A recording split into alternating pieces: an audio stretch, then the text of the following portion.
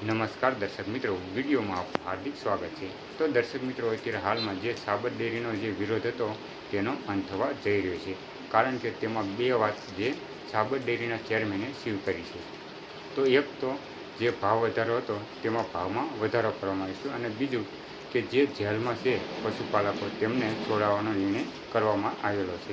તો આનો સંપૂર્ણ વિડીયો પણ તમને બતાવીશું, તો વિડીયોને અંત સુધી જોતા રહીજો। અને મિત્રો, જો આપણી ચેનલ ઉપર નવા હોય અને આવા જ વિડીયો જોવા માંગતા હોય તો સબસ્ક્રાઈબ જરૂરથી કરજો। તો જુઓ અમે વિડીયો।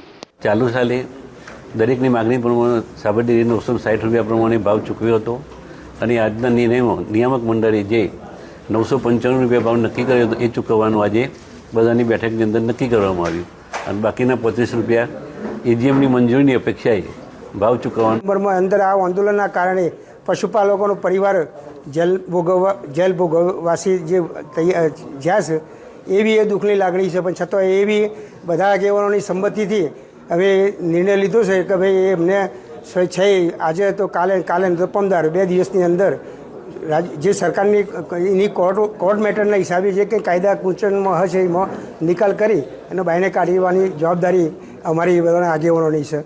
અને ત્રીજો કે જે ઝીંઝવા ગામના અશોકભાઈ એ દૂધ પરિવાર ખેડૂત ખાતેદાર ને અનુસંધાનમાં એમને થોડું લાગ્યું કે ભાઈ આવું બની છે, એટલે હું એ જરા સહભાગી થઉં માગણીના હિસાબે થોડુંક દુઃખદ ઘટના થઈ છે, એટલે એ બી એમાં ખોરી કાઢીએ છીએ।